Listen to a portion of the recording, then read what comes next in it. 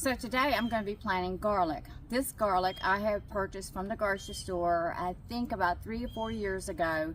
And I planted the garlic from the grocery store first. And then when you harvest your garlic, it will have little bulbs on the side of it. And so what I do is I take my biggest bulb and I save it for the next year's planting. Now this right here is elephant garlic. And you can purchase that also at the grocery store or at a seed company. Now these are small. These are small baby elephant garlic. When I have stored my garlic and I start to see, let me get this glove off of here. When I start to see growth coming out of these bulbs, it's letting me know that nature is saying it's time to get into the ground. Now most people don't plant their garlic until like October, November, but most of the time they're ordering that garlic, and when they order that garlic, it's not from your area. So this garlic here has gotten acclimated to my environment. Now this is a lot of garlic, I mean a lot. So I try to plant as much as possible. And this bed right here, it has just dirt from over there where the carrot bed was at. I emptied it out, and it's, of course it's over here. It's got this fertilizer that was into that bed, and I have fertilized it probably about a couple months ago, to be honest with you. It's just been sitting here. I needed to get it cleaned up. It doesn't take very long for grass and weeds start getting into it. And so the first thing I want to do is make sure I try to get as much of the grass roots or weed roots out of this bed as much as possible. But once we plant this garlic here, once we get it planted, there's not a whole lot to do except let it grow. It takes a long time to grow garlic. So the first thing I do is I like to lay my garlic out. I like to put it, space it out about every 4 inches, like a block, like 4 inches. Let me get this garlic back here. 4 inches and 4 inches, 4 inches and 4 inches. And that's how I plant my garlic. Now, it's like onions, it likes nitrogen, it likes your fertilizer. It doesn't like to be watered too much, it can rot your bulbs. And pretty much that's basically it. Just watch it and it will start growing. I mean, it'll just grow super fast. And when it gets up to say about this height, you got to make sure that, and this is garlic chives, you got to make sure you just keep it watered. And most of the time, because it's planted into the fall area time, winter time, the rains come and it waters itself, so you don't have to do a whole lot. So let's get to planting this garlic. Go ahead and get it in this bed. It's simple, easy, and let me show you how I plant garlic. So when I store my garlic, I keep them into a bulb. I don't break them apart. Like this one right here, it's got the cloves. And these are smaller cloves, but I keep it into its big clove. And then when it's time, right before planting, I'll take and break these apart to little cloves. And the smallest cloves I'll take and put it in the freezer. And I try to save my biggest cloves to plant.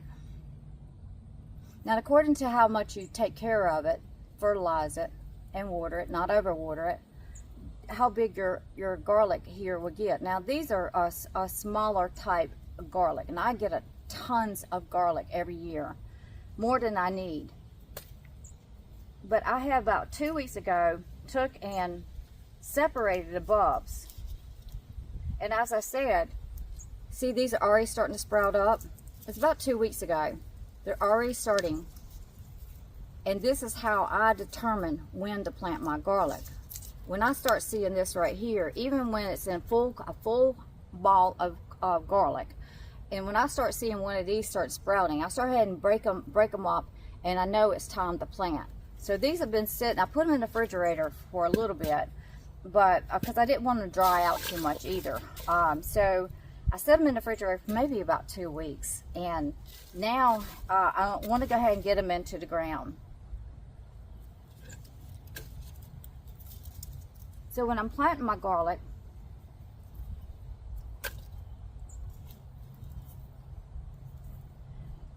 then like I said, I try to space it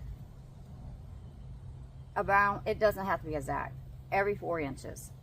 Because every one of these is going to produce a round ball of garlic that you're going to break up into little cloves. To help me out with my spacing, I just lay them out like this. And I'll go throughout the whole entire bed. And this bed right here is a 4x8. Out down here, as you saw, the garlic cloves and the walking onions are down at that end. But this end right here gives me more than enough garlic. So I would estimate that probably about 6 by 4. So my elephant garlic, I do exactly the same thing. I try to put it in the same area so I can try to remember, you know, of course the leaves will look different. Try to, you know, watch my elephant garlic, so I plant them into the same area so I could tell if they came up or not. What I'm saying is that, say I've got a whole lot of elephant garlic right here. So I want to plant it into an area, wherever I decide to plant it at, basically into the same area, so that I'll know if my garlic did come up according to the amount that I have. So, and I'll just go through here, grab a handful.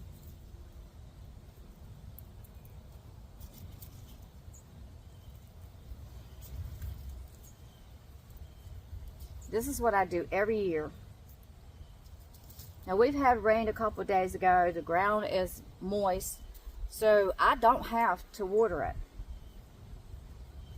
And then once I got my whole bed planted like that, 4x4s or so, 4x4s, 4x5s, whatever you decide to plant, it's up to you.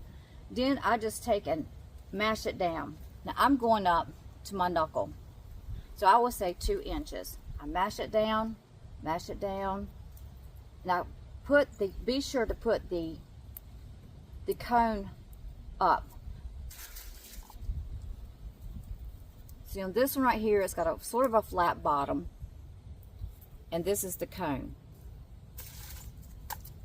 Most of them you could tell because it has a cone head, and then at the bottom you see it's a little flat. So once I got them laid out, then I just mash them down.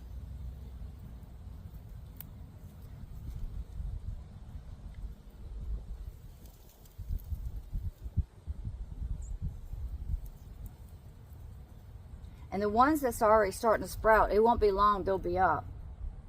But going about 2 inches up to the, right there in the middle of your finger. And then once I got them planted like that, I'll just cover them up. But I like to lay them all out so I can see exactly where they're at.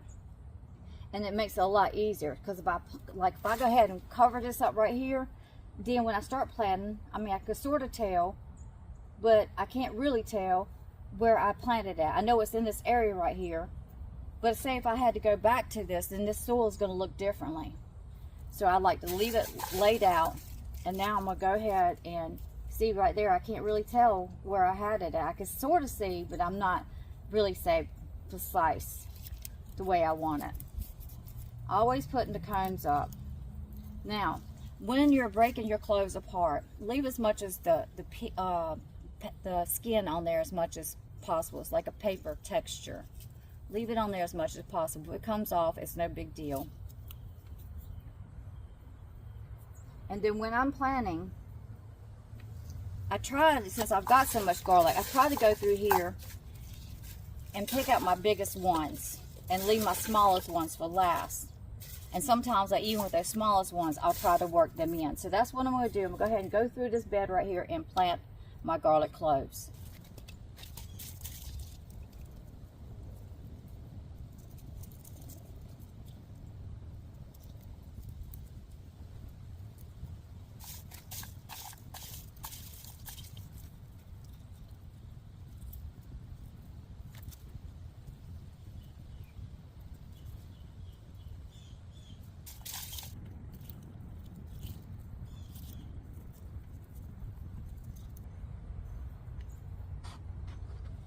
Now the elephant garlic, as you can tell, it's got bigger bulbs. So it makes it harder to mash down because they're bigger.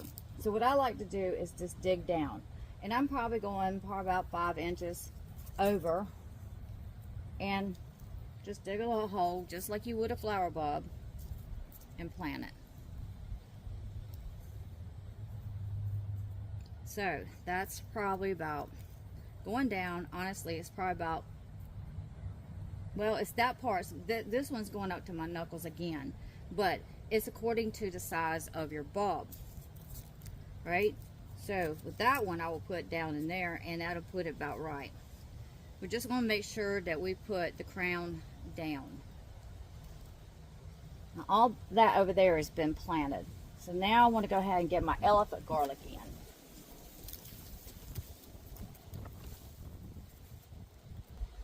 So once again, it's probably going to go up between there to there of planting this, and it'll be just fine.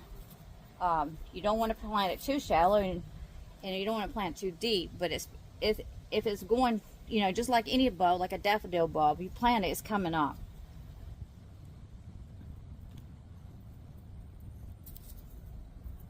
That's a bigger bulb.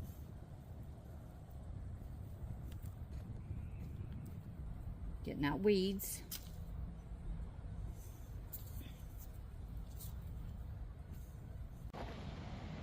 Now we have all our garlic planted all throughout the bed.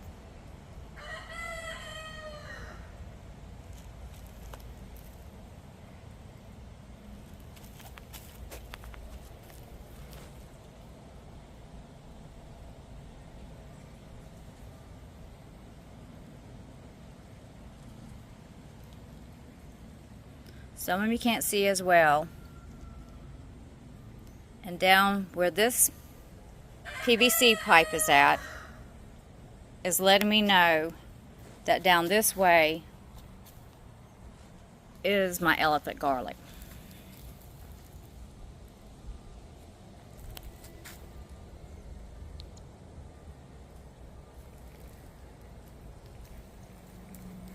Now, some of the elephant garlic is planted further out. If I wanted to, I could stick some of these bulbs. I've still got bulbs left over. But we have to think about the foliage that's going to be coming up.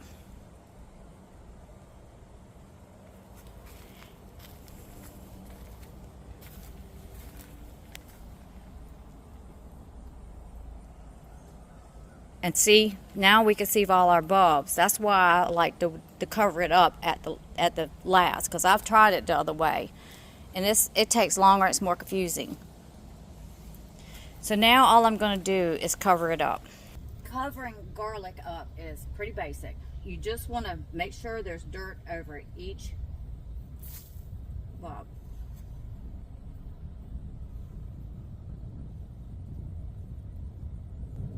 That's why I like to, one of the reasons I like to space this out. But also I want my bulb to grow in case it grows big. I've had them that big before. So if it grows that big, we want enough space. So 4 or 5 inches gives it enough space. Elephant garlic, we'll do exactly the same way. We're just covering it up.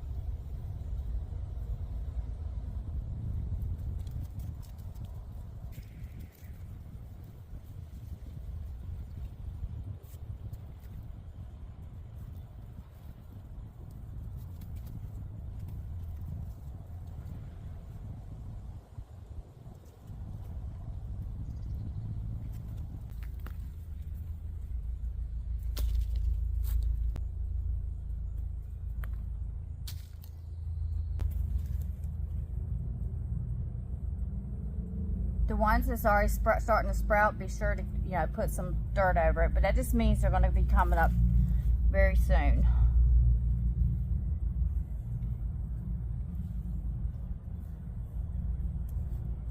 And we're not going to fertilize it. Left the elephant garlic out. We're not going to fertilize it. What we're going to do is we're just going to leave it here. And just let nature take its course. Oh, look at his worm.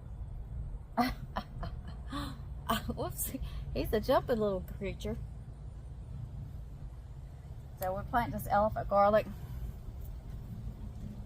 down here. There's enough space for it right there. Same thing, pretty much going up 3 or 4 inches. That's on the size of the bulb. I would say it's definitely still about right there. So 2 or 3 inches.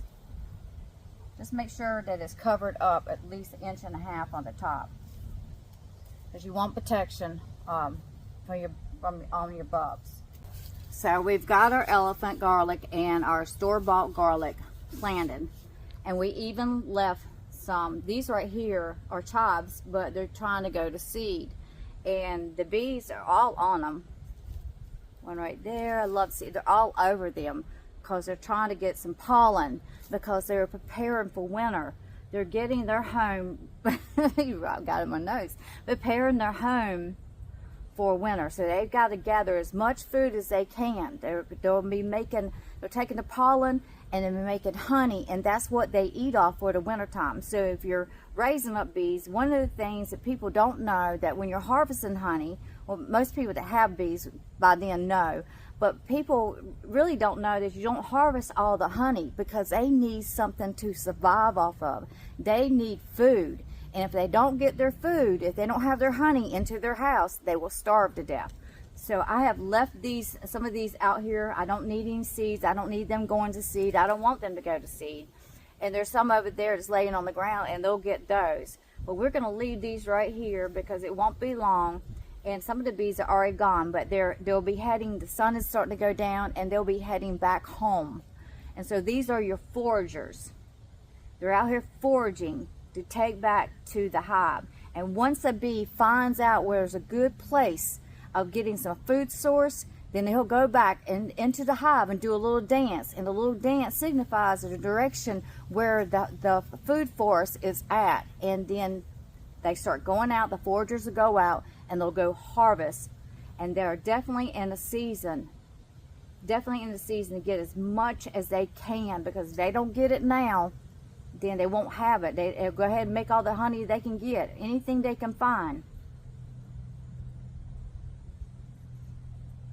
I guess it's, if you can smell closely, or I mean, I guess you. And there's some kind of fly. It looks like a fly, but there's been moths out here, butterflies out here, the bees are out here, bumblebees out here, and they're trying to get as much as they can, food source, to prepare their home for winter. And to me, that's telling me cool weather is on its way.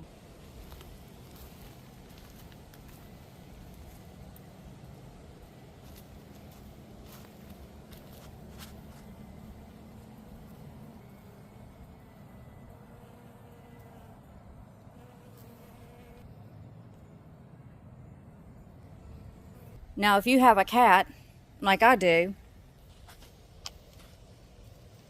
that's nearby, like that one, take some chicken wire and lay over your bulbs that you have planted, your garlic bulbs. Because if you don't, the cat will make this a nice cat litter box, especially when there's no weeds or grass into it. Now, he'll try to get down here. We'll wait till the bees get off as much as possible off of these blooms right here, because they're still at it. And then we got some wire sitting right down there, and we'll lay it on top of it and cover the end up, and it'll stay down here.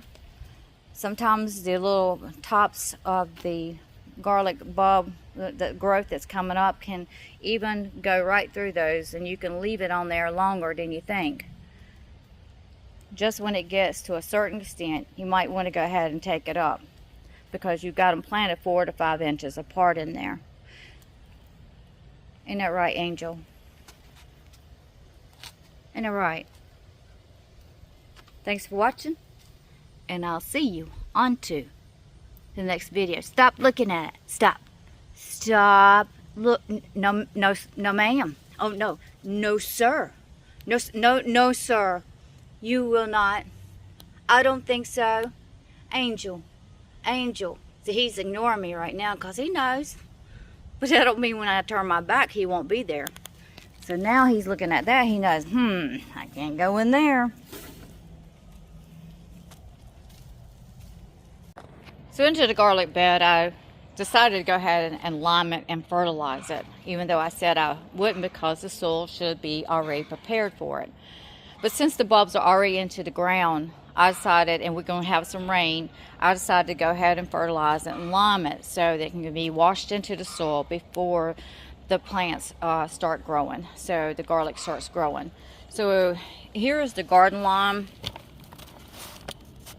Here, I get it at Lowe's. And so I always put this into my garden no matter what I plant. It really does help out. It helps out with blossom end rot. It helps with the pH. It's a fertilizer. Improves the ability of the soil. And then since I've had this is 15.5 fertilizer. That's nitrogen. Like onions, garlic loves nitrogen also. This has no nitrogen to it.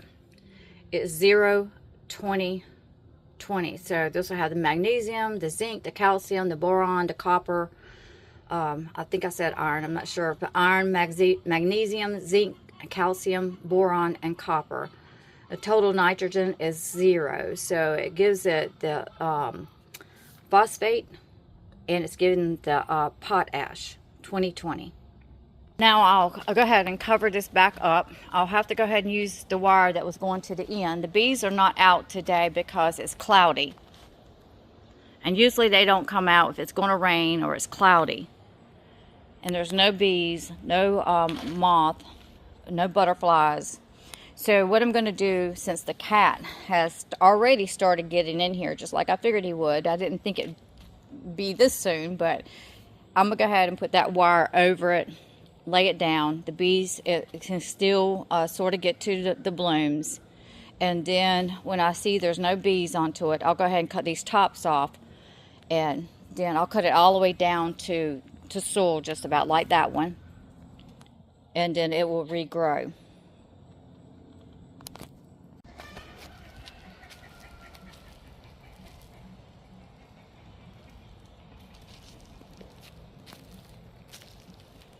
Yeah, I got your number. Out, out, out, out. See you on to the next video.